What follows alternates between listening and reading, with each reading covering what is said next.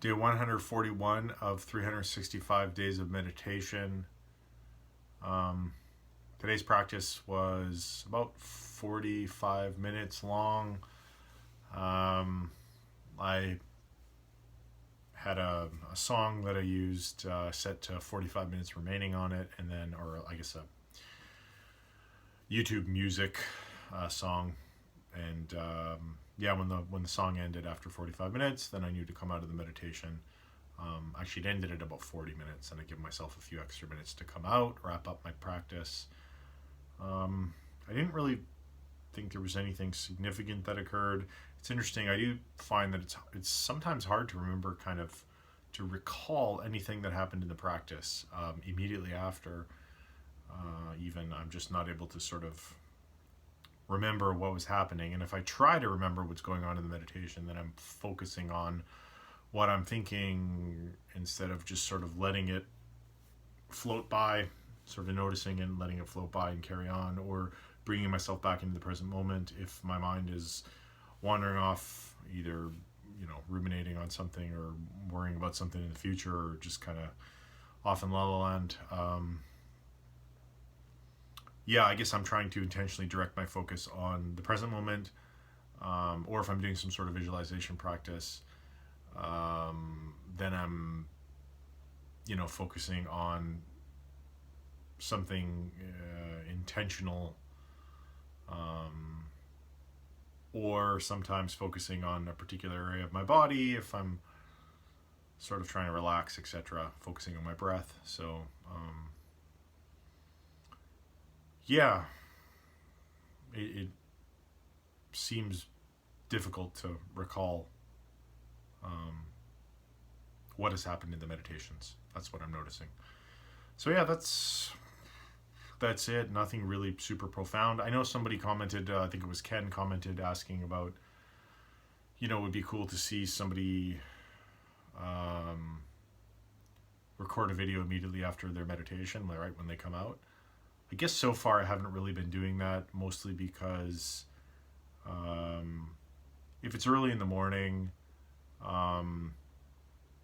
like super early, and my wife is sleeping still, I don't want to wake her up by talking loudly. I live in a small apartment, and while I'm in this one room here, she's in the bedroom, and it could wake her up, and I don't want to do that. I am moving soon though, and when I'm in a bigger place that I'm moving to, it may lend itself to shooting these videos anytime I please. So maybe I'll try that, recording the videos immediately after meditation when I don't have to worry about waking anyone up. And then the other reason I don't do it is because if I'm timing my practice and coming out at a certain time, it's usually because I have something else to get to after.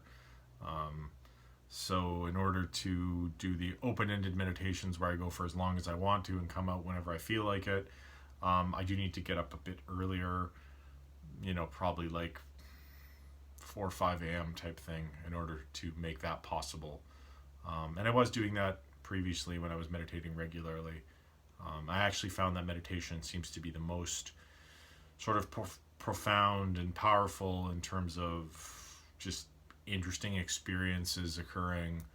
I was able to lucid dream when I was meditating super early in the morning with regularity. Probably has something to do with the time of day where melatonin is the highest, and being up and then dropping into meditation probably facilitates a theta brainwave state more easily at that time of day, which potentially allows for more rapid change, or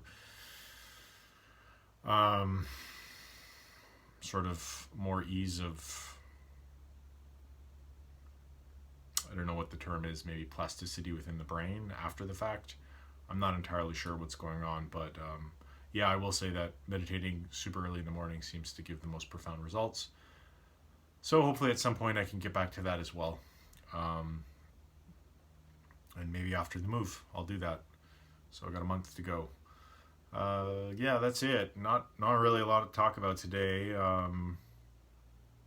If closing as per usual, if you're struggling at all with your mental health, talk to somebody. Don't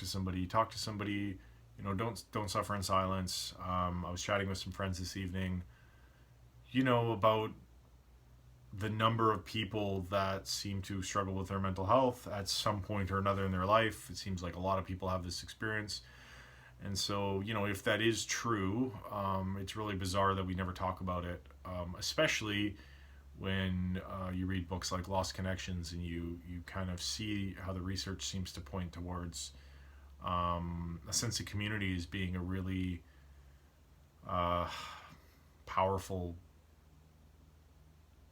remedy, maybe, for somebody who's struggling with their mental health, and also a great way of preventing somebody, or possibly preventing somebody from falling into a downward spiral with their sort of mental and emotional state. We're tribal creatures. We evolved in tribes. We evolved in community. And, there's a reason why putting someone in solitary confinement is a punishment. Human beings do not necessarily do well when they are forced to be by themselves. And I think when we shut ourselves off, and even if we're interacting with other people, but we're not being upfront and honest about what's going on in our lives in terms of our mental health, we are sort of shutting a part of ourselves off.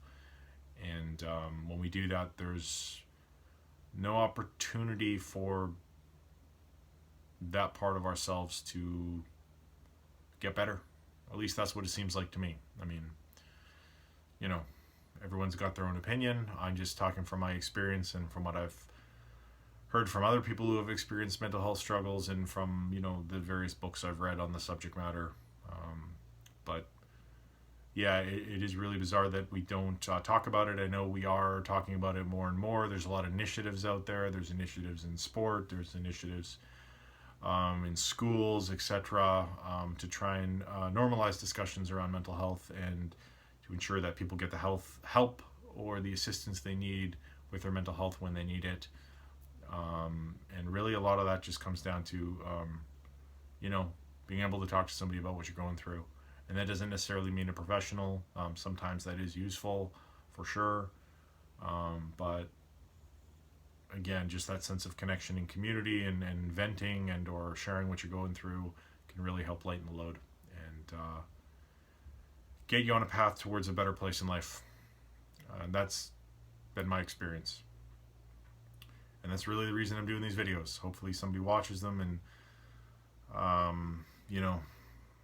feels encouraged to talk about what they're going through with somebody, rather than suffering in silence, which I did for a number of years. And, in retrospect, if I could go back and do it a different way, I definitely would, but I can't. So I'm here now doing it the best way I can.